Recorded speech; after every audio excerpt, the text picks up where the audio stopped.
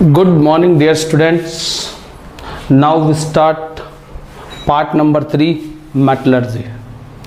Before it, we studied about steps of metallurgy or extraction.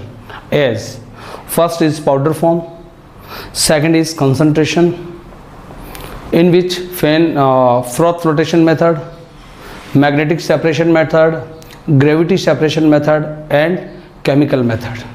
After this, we studied about rostering and calcination, and fourth one is reductions. Types of reduction: carbon and carbon monoxide, smelting in blast furnace. After this, aluminothermite process. After this, auto reduction. After this, electro reduction. Next, in fifth one reduction is cyanide process. We studied about cyanide process. Cyanide process.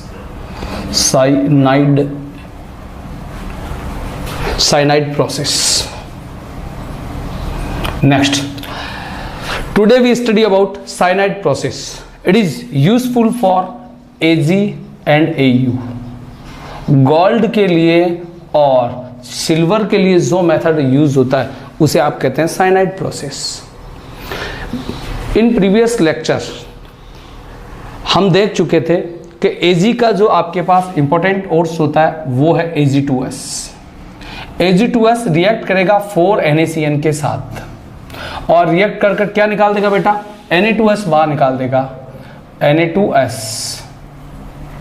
Na2S और एक complex बनेगा किसका? Na Ag और Cn का twice. इसको 2 ले लो, balance हो जाएगा. प्लस बाहर निकल गया आपका Na2S. यहां पर देखिए 4 है तो 2 और 2 4 हो गया. नेक्स्ट उसके बाद यहां पर सल्फर 1 है, Na2S बाहर चला गया और ये कॉम्प्लेक्स बन गया. ये जो आपका कॉम्प्लेक्स बना है Na Ag Cn का ट्वाइस, इस कॉम्प्लेक्स को मोर रिएक्टिव मेटल जिंक से आपने रिएक्ट करा दिया और जैसे ही जिंक से रिएक्ट कराया था, यहाँ 2 ले लो, जिंक ने इसको क्या कर दिया बेटा? रिप्लेस कर दिया. तो रिप्लेस से ये क्या बन गया था? 2Na. यहाँ बन गया आपका जिंक, तो Na2 कर दो अब, Na2 और Cn का क्या हो जाएगा आपके पास? 4 हो जाएगा. ये कॉम्प्लेक्स बन गया. प्लस ये आपका Ag बार चला गया इन फॉर्म ऑफ प्रिसिपिटेशन. ये क्या हो गया? बाहर चला गया. तो नेक्स्ट जो प्रोसेस है आपका वो है साइनाइड प्रोसेस, जिसमें हमने क्या किया? NaCN का यूज किया. जनरली जो NaCN यूज होता है वो O2 की प्रेजेंस में होता है. तो ये तो आपके पास एक सिंपलेट रिएक्शन थी. अगर इसको आपको प्रॉपरली लिखना है, ये भी सही है वैसे, पर प्रॉपरली लिखोगे तो आप क्या लिखोगे इसको? Ag2S react with NaCN in presence of O2. Reaction में O2 बार क्या जाएगा? सल्फर के साथ O4 बन गया, तो Na2S की जगह Na2SO4 बार चला गया. बाकी सेम. तो देखो कॉम्प्लेक्स ये का ये 2Na Ag Cn का ट्वाइस प्लस आपका इजेक्ट हो गया Na2SO4. प्राप्त हुआ कॉम्प्लेक्स अगेन रिएक्ट करेगा किससे? जिंक से. ये कॉम्प्लेक्स बना देगा और क्या बन जाएगी आपकी? Ag आउट हो जाएगा, Ag बाहर चला जाएगा. तो देखो यही वापस Na2 2Na Ag Cn का ट्वाइस रिएक्ट विथ किससे करेगा? जिंक.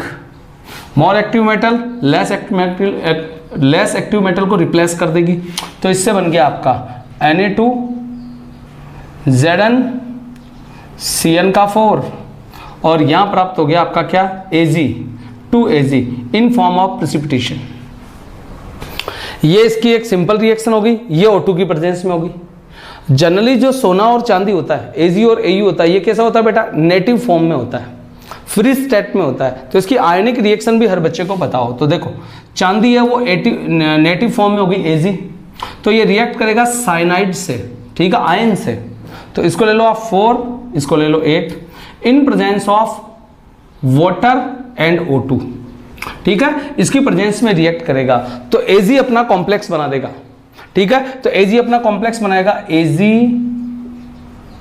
Cn का ट्वाइस, यहां ले लो 4, बैलेंस हो गया 4Ag 4Ag, 8 साइनाइड 8 साइनाइड। अब क्या होगा, यहां पर जो OH है ये OH, इस नेगेटिव आयन को ये गेन कर लेंगे और 4OH माइनस बाहर चला जाएगा, 4OH माइनस कहां चला जाएगा, बाहर। नेक्स्ट, बना हुआ कॉम्प्लेक्स AgCN का ट्वाइस 4 ले लो, रिएक्ट करेगा जिंक मेटल के साथ, इस पे चार्ज होता है 1, इस पे चार्ज 2, तो इसको कम ले लो। नेक्स्ट, ये मेटल इसको क्या करेगी, रिप्लेस करेगी, तो इसका कॉम्प्लेक्स बन गया जिंक Cn का 4 बैलेंसिंग 2 प्लस बाहर आ जाएगा आपका 4Ag in form of precipitation. और देखो ये जो प्रिसिपिटेशन की फॉर्म में आपको बन रहा है, इसी प्रोसेस को आप कहते हो सीमेंटाइजेशन। इसी प्रोसेस को क्या कहोगे, सीमेंटाइजेशन। ये प्रोसेस हो गया आपका सीमेंटाइजेशन। पूछ सकता है what is cementization, what is hydrometallurgy. तो देखो जो साइनाइड प्रोसेस क्यों बोला बेटा, हर किसी रिएक्शन में साइनाइड से रिएक्ट हो रहा है, इसलिए साइनाइड प्रोसेस। ये इसको डिप्रेशेंट्स के रूप में या रिड्यूसिंग एजेंट के रूप में काम में आ रहा है, तो ये हो गया आपका साइनाइड प्रोसेस। इसी प्रोसेस में जो कॉम्प्लेक्स बनते हैं हमेशा वो किस में, एक्वस मीडिया में बनते हैं, इसीलिए इसी का नाम एक और होता है, इसको बोलते हैं आप हाइड्रोमेटलर्जी। हाइड्रोमेटलर्जी भी कहते हैं इसको। और इस प्रोसेस में क्या होगा, जो Ag और Au आपको ऑब्टेन होगा वो किस में होगा, प्रिसिपिटेशन की फॉर्म में आपको ऑब्टेन होगा, और इसी कारण इसको क्या बोलते हैं हम, सीमेंटाइजेशन कहते हैं। नेक्स्ट, अगली बात करते हैं हम, ये आपके सिल्वर की सारी रिएक्शन होगी। अगर मैं गोल्ड की बात करूं तो गोल्ड तो हमेशा नेटिव फॉर्म में ही होता है, तो Au plus react with Cn, इसको 4 ले लो, इसको 8 ले लो, बाकी रिएक्शन से प्लस 2H2O प्लस O2। इससे क्या बनेगा बेटा आपका, इससे Ag की जगह देखो ये रिएक्शन चेक कर लो, 4Au Cn का ट्वाइस प्लस 4OH माइनस, इसको वापस ले लो, तो 4Au Cn का twice reacted with more active metal zinc, 2 mole of zinc, replace Au and obtain Zn Cn का 4 होल ब्रैकेट के बाद 2 प्लस 4Au आपका प्राप्त होगा इन फॉर्म ऑफ प्रिसिपिटेशन, जो आपका क्या कहलाएगा, सीमेंटाइजेशन कहलाएगा। तो यहां से साइनाइड प्रोसेस आप सीख गए। Cyanide process is useful for gold and silver. Next, it is also known as hydrometallurgy because complex always form in aqueous medium. Next, what is cementization? In cyanide process or hydrometallurgy, gold or silver obtained in form of precipitation. This process is known as cementization. ये आपका cyanide process complete हो गया। तो देखिए दोस्तों, ये हमारे reduction के सारे मेथड खत्म हो गए। अब हम स्टार्ट कर रहे हैं प्यूरिफिकेशन मेथड। तो ध्यान से एक एक मेथड को अच्छे से समझने की कोशिश करना। Purification method,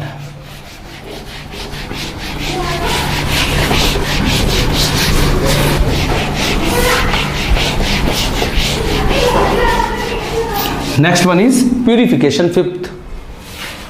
fifth is purification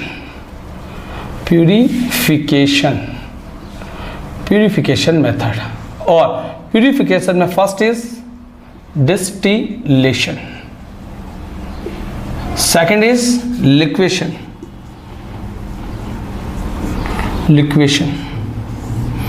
third one is pulling, fourth one is electrolytic purification, fourth को स्टडी करते हैं। आओ, सबसे पहले बेटा कौन सा, सबसे पहला प्रोसेस आपका distillation. What is distillation? Metal whose boiling point is less, very less. ठीक है, बॉइलिंग पॉइंट कैसा हो, वेरी लेस। उन मेटल का आप प्यूरिफिकेशन किससे करते हो, डिस्टिलेशन से। इस प्रोसेस में क्या करते हैं, फर्स्ट मेटल वर वेपोराइज्ड, ठीक है, after then cooling, due to this pure metal option pure metal obtain easily. इस प्रोसेस में जिनका बॉइलिंग पॉइंट कम है उनको पहले वेपोराइज करते हैं, वेपोराइज होकर वो कूल होती है। कूलिंग पर जिनका वेपोराइजेशन पहले हो गया तो जिनका बॉइलिंग पॉइंट पहले था वो बाहर निकल गई और बाहर निकल के प्योर फेज में आपको ऑब्टेन हो गई। ऐसी मेटल कौन कौन सी हो सकती है?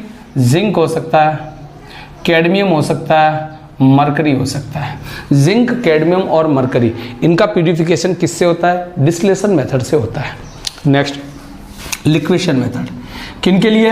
Useful for metals whose melting point is less. जिनका बॉइलिंग पॉइंट लेस है तो डिस्टिलेशन, जिनका मेल्टिंग पॉइंट लेस है तो उनका क्या होगा बेटा? लिक्वेशन होगा। इस प्रोसेस में क्या करते हैं तो देखो, इसमें एक स्लाइडिंग सरफेस होती है ऐसी। इस स्लाइडिंग सरफेस में इनर्ट एटमॉस्फेयर होता है, इनर्ट एटमॉस्फेयर, और वो भी किसका एटमॉस्फेयर होता है? CO का, कार्बन मोनोऑक्साइड का। ठीक है, यहां पर ले लेते हो बेटा इस पर इम्प्योर मेटल, इम्प्योर मेटल। इस स्लाइडिंग सरफेस में कई होल होते हैं, ऐसे छोटे छोटे होल। उस होल में क्या होगी? स्टे करेगी मेटल आके, इम्प्योर मेटल स्टे करेगी, और बाहर कौन निकलेगी? बाहर वही निकल पाएगी जिसका मेल्टिंग पॉइंट कम हो। तो स्लाइडिंग सरफेस, इनर्ट एटमॉस्फेयर है और हीटिंग हो रही है, यहाँ से हीटिंग हो रही है तो यहाँ से ओर्स इस पर क्या होगा? स्लाइड करेगा। स्लाइड करने पर ओर्स क्या होगा? मेल्ट होगा। तो जहां पर ओर्स इसमें गिर जाएगा, यहां से मेल्ट कौन होगा? जिसका मेल्टिंग पॉइंट कम है वो आउट होगा, फिर जिसका मेल्टिंग पॉइंट है आउट होगा। इस तरह से नीचे की तरफ क्या कलेक्ट हो जाएगी? आपकी प्योर मेटल कलेक्ट हो जाएगी, और इस प्रोसेस को आप क्या कहते हो? लिक्वेशन कहते हैं। मेटल जिनका मेल्टिंग पॉइंट वेरी लेस होता है उनके लिए जो प्रोसेस यूजफुल होगा वो क्या होगा? लिक्वेशन होगा। ऐसी मेटल कौन कौन सी बेटा? लेड है, Pb है, बिस्मथ है, मरकरी भी हो सकता है, लेकिन जनरली जो Pb होता है, बिस्मथ होता है, इन्हीं के लिए ये क्या होता है? यूजफुल होगा। कैडमियम होता है, ऐसी मेटल्स के लिए क्या होगा? ये यूजफुल होगा जिनका मेल्टिंग पॉइंट क्या होता है? कम होता है। Next, pulling. Pulling special case है for copper, for copper.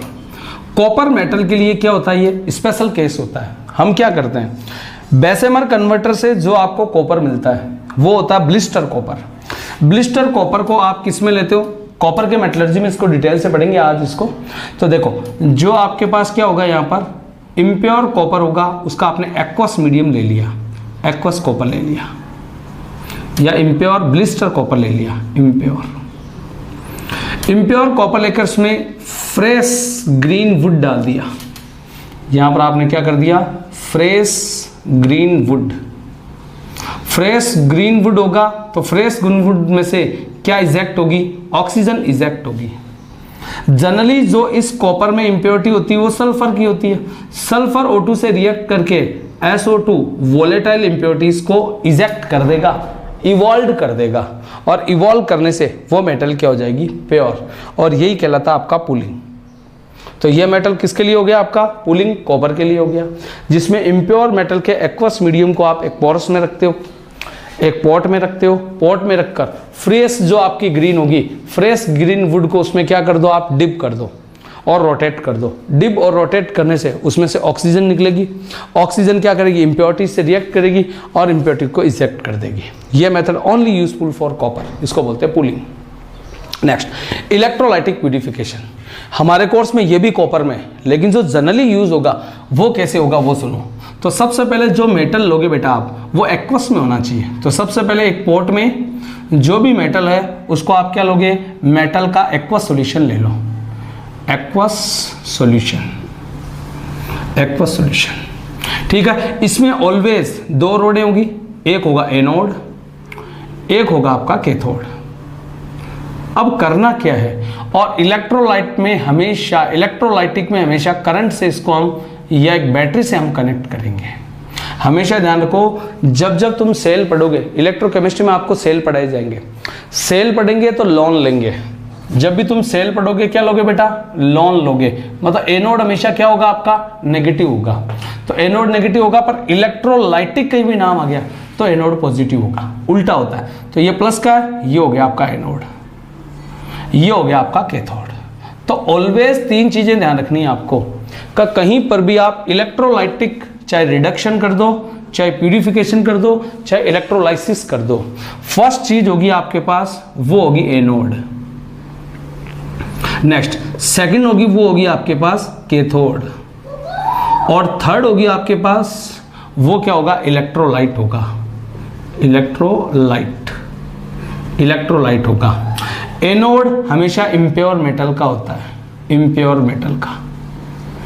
Cathode हमेशा किसका होगा बेटा, प्योर मेटल का होता है, प्योर मेटल का।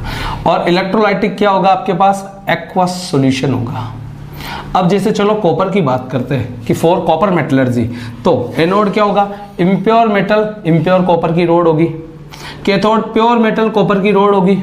और एक्वस सॉल्यूशन किसका होगा, कॉपर सल्फेट का dilute solution, means dilute H2SO4 का सॉल्यूशन, कॉपर सल्फेट का डाइल्यूट H2SO4 सॉल्यूशन होगा।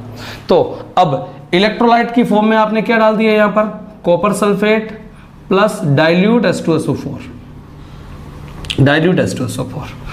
एनोड क्या हो गया आपका, इम्प्योर कॉपर हो गया, इम्प्योर कॉपर। यहाँ हो गया आपका पास प्योर कॉपर। अब जैसे इलेक्ट्रोलाइसिस होगा, इलेक्ट्रोलाइसिस से जो कैथोड पर कलेक्ट होगा आपके पास प्योर मेटल, प्योर मेटल कहाँ कलेक्ट होगी बेटा, कैथोड पर कलेक्ट होगी। और जो इम्प्योरिटीज कलेक्ट होने वाली है वो एनोड के जस्ट नीचे की तरफ बॉल की फॉर्म में कलेक्ट होगी, और उसको बोलते हो आप एनोड मड।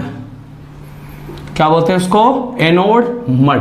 क्वेश्चन आ चुका है बोर्ड में, व्हाट इज, तो आप कहोगे in electrolytic purification impurities are collect at the bottom side of anode in form of ball is known as anode mud. In metallurgy of copper, anode mud have impurity of gold, silver, platinum, palladium, tellurium, selenium, sulfur, SO2 etc. ठीक है, these impurities are collected anode mud in metallurgy of copper। ये देखा आपने electrolytic purification में। चलो एक बार वापस से इन चार प्रोसेस को देखते हैं, फिर नेक्स्ट प्यूरिफिकेशन बेटा आपने स्टार्ट किया। प्यूरिफिकेशन में फर्स्ट प्यूरिफिकेशन कौन सा आपका, distillation. Distillation method is useful for those metal whose boiling point is very less as zinc, cadmium and mercury. Next, liquefaction method is useful for those metal whose melting point is very less as Pb, bismuth etc. in which process a sliding surface of metal is heated in inert atmosphere of carbon monoxide, and at the sliding surface some porous या some holes are keep in sliding surface in which metal are localized, and metal which melting point is less is eject from hole and collected at the bottom side in form of pure metal.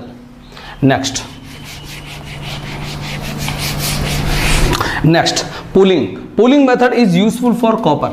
In this process, aqueous copper keep in a pot and fresh green wood dip in this pot and stirring. Due to this stirring, oxygen reacted with impurities and impurity out in form of SO2 in form of volatile form. ठीक है, और pure copper is obtain 99.9%। Next, electrolytic purification में क्या होगा, anode होगा हमेशा impure metal का, cathode होगा प्योर मेटल का, इलेक्ट्रोलाइट काम में लोगे। है क्या इस प्रोसेस में, pure metal obtain at cathode, impurities are collect at the bottom side of anode. This is known as anode mud. In metallurgy of copper, copper की मेटलर्जी में क्या क्या, platinum, gold, silver, tellurium, selenium, SO2, sulphur, ऐसी सभी impurities anode mud पर collect हो जाती है। ये आपके चार प्यूरिफिकेशन के मेथड खत्म हो गए। नेक्स्ट स्टार्ट कर रहे हैं पांचवा, फिफ्थ है आपका vapour phase method. Vapour phase method, what is vapour phase method? Vapour phase method जो है आपका, ये 2 टाइप का वेरी वेरी मोस्ट है, इसको अच्छे से याद कर लो बेटा, वेरी मोस्ट कहूँगा मैं इसको, वेरी मोस्ट। और ये 2 फॉर्म में होता है, एक होता है इसमें मॉन्ड प्रोसेस, और एक होता है इसमें वान अर्केल प्रोसेस। एक होगा मॉन्ड प्रोसेस और एक होगा van Arkel de Boer process या van Arkel process. This is useful for nickel, ये किसके लिए यूज होगा? निकिल के लिए। This is useful for tizer bi, titanium, zirconium and bismuth. तो याद करने का तरीका हो गया tizera bi, BI, tizer bi. होता क्या बेटा इस मेथड में?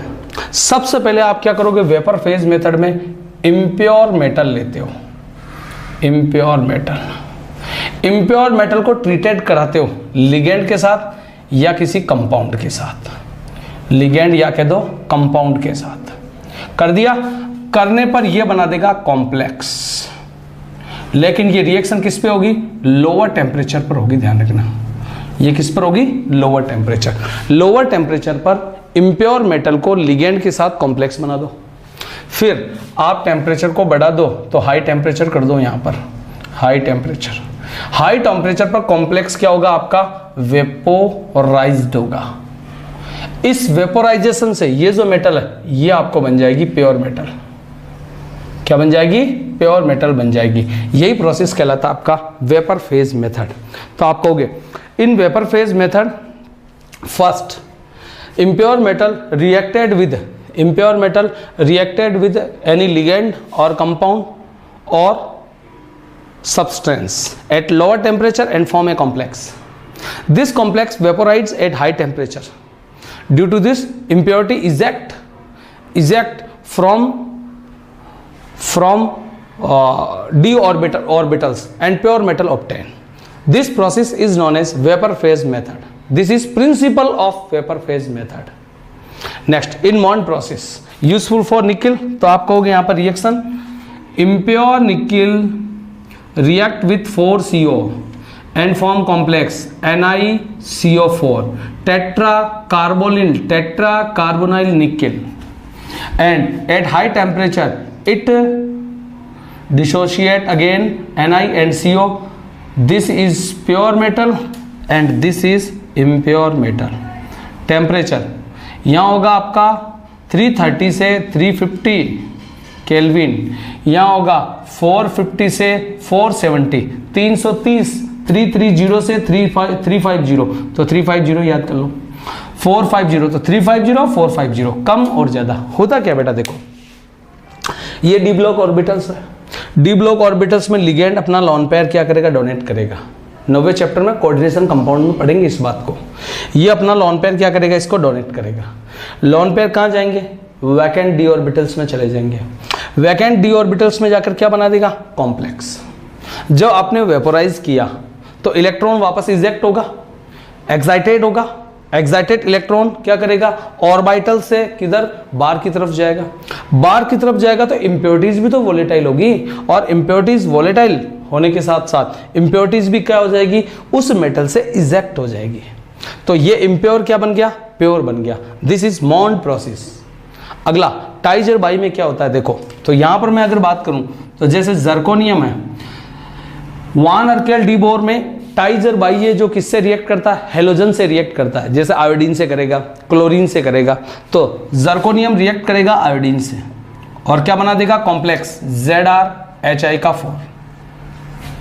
ये कॉम्प्लेक्स क्या करेगा? हाई टेम्परेचर पर अगेन Zr+2I2 में डिसोशिएट हो जाएगा। फर्क इतना है बेटा, ये जर्कोनियम प्योर था और ये जर्कोनियम कैसा होगा? इम्प्योर होगा। अगर मैं टेम्परेचर की बात करूं तो इसका हाई टेम्परेचर होता है लगभग 870 केल्विन के लगभग होगा, और इसका होगा लगभग 1800 से 1900 केल्विन। तो लोअर, उससे तो लोअर ही है, उससे तो लोअर ही है। लोअर टेम्परेचर पर कॉम्प्लेक्स बनाएगा, हाई टेम्परेचर पर वेपोराइज्ड होगा, प्योर मेटल में कन्वर्ट हो जाएगा। ऐसे ही अगर मैं टाइटेनियम की बात करूं तो टाइटेनियम की रिएक्शन करा दो 2I2 के साथ या क्लोरीन के साथ करा दो, यहां बन जाएगा आपका TiI4। हाई टेम्परेचर पर टाइटेनियम +2I2, ये आपका प्योर बन गया, ये आपका इम्प्योर हो गया, टेम्परेचर 500 से 600 केल्विन, और यहाँ पर तो इतना ही रहेगा 1700 से 1800 केल्विन। ये कहलाता आपका वान अर्केल डी बोर प्रोसेस। तो देखो अगेन बात करते हैं वेपर फेज मेथड में क्या होता है। लोअर टेम्परेचर पर कोई मेटल लिगेंड के साथ या सब्सटेंस के साथ कॉम्प्लेक्स बनाती है। कॉम्प्लेक्स हाई टेम्परेचर पर कैसा हो जाता है बेटा, वोलेटाइल, इंप्योरिटीज इजेक्ट हो जाती है और मेटल कैसी प्योर हो जाएगी। This is principle of vapour phase method. Mond process is useful for nickel metal. In this process, at 350 Kelvin, nickel reacted with CO and form tetracarbonyl nickel. At 450 Kelvin, this complex is vaporized. Due to this, impurities are also volatile and eject from d orbitals of metal. So impure metal convert in pure metal. This is Mond process. In Van Arkel de Boer process, useful for Tizer by titanium, zirconium and bismuth. In this process, titanium, zirconium and bismuth reacted with halogen at lower temperature and form complex. This complex heated at high temperature and form of pure metal. This is Van Arkel de Boer process. Now next fifth process, again most vapour phase method. एक तो बहुत most है बेटा, एक जो अगला अब start होगा कौन सा, सिक्स्थ, ये आपका जोन रिफाइनिंग या कह दो जॉन प्यूरिफिकेशन। ये हो गया आपका जॉन प्यूरिफिकेशन। जॉन रिफाइनिंग या जॉन प्यूरिफिकेशन क्या होगा, प्योरेस्ट मेटल ऑब्टेन करने का प्रोसेस है। प्योरेस्ट मेटल, सबसे ज़्यादा जो प्योर मेटल है वो इससे बनती है। कौन कौन सी, सेमीकंडक्टर की, सेमीकंडक्टर, और सेमीकंडक्टर में कौन, सिलिकॉन और जर्मेनियम। तो किसके लिए यूज आता है ये, सिलिकॉन और जर्मेनियम के लिए यूजफुल होता है। प्योरेस्ट मेटल प्राप्त करने का मेथड क्या करते हैं इसको, तो देखो क्या करते हैं, जो आपके पास मोल्टन मेटल होगी, molten metal after heating, heat करने के बाद ही तो मोल्ट ही, तो मोल्टन मेटल या मेल्टिंग कह दो आप, मेल्ट कह दो, मेल्ट मेटल, क्योंकि जब आप क्या करोगे किसी मेटल को हीटेड कर दोगे तो मोल्टन तो हो ही जाएगी या मेल्ट हो जाएगी। तो मेल्ट जो मेटल है उसको आप कूलिंग करते हो, क्या करेंगे, उसकी कूलिंग करोगे। मोल्टन मेटल्स को जब कूल करते हो तो कूलिंग करने से जो प्योर मेटल है, pure metal are crystallized and impurities are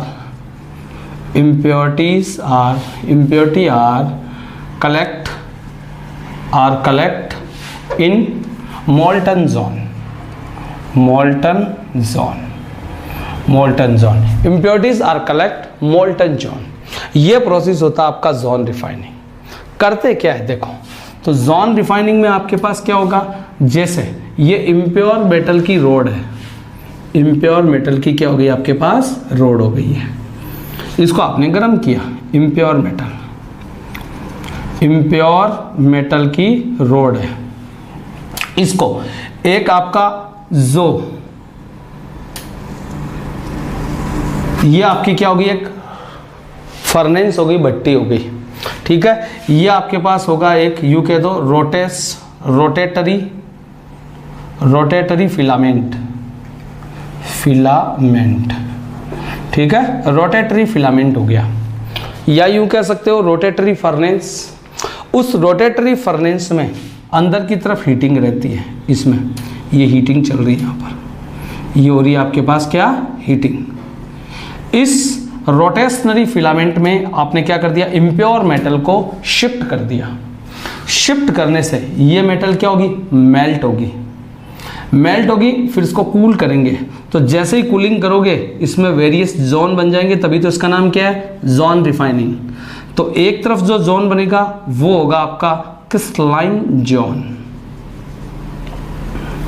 दूसरी तरफ जो जोन बनेगा आपका वो होगा मोल्टन जोन, मोल्टन जोन, और बीच में उसकी क्या होगी, बाउंड्री होगी। ठीक है, तो क्रिस्टलाइन जोन में हमेशा क्या कलेक्ट होगा, प्योर मेटल कलेक्ट होगी, प्योर मेटल। और मोल्टिंग जोन में क्या कलेक्ट होगा आपका, इम्प्योर मेटल कह दो या इम्प्योरिटी कह दो, impurities are collect, impurities collect होगी। और कैसे कलेक्ट होगी, जैसे देखो ये मेटेलिक सरफेस है, इसमें इम्प्योरिटीज जैसे इस तरफ तो प्योर सब्सटेंस कलेक्ट हो गया, इस तरफ इम्प्योरिटीज ऐसे कलेक्ट हो जाएगी, जिसको आप क्या कर सकते हो, यहाँ से इसको ब्रॉक करके और इसको फेंक सकते हो। ये ऐसे कलेक्ट होगी, जिसको यहाँ से आप डिसोशिएट कर सकते हो, अलग कर सकते हो। ठीक है, this process is zone refining और जोन प्यूरिफिकेशन। तो what is zone refining, this is purest metal, purest form of metal. Next, as semiconductor, silicon and germanium.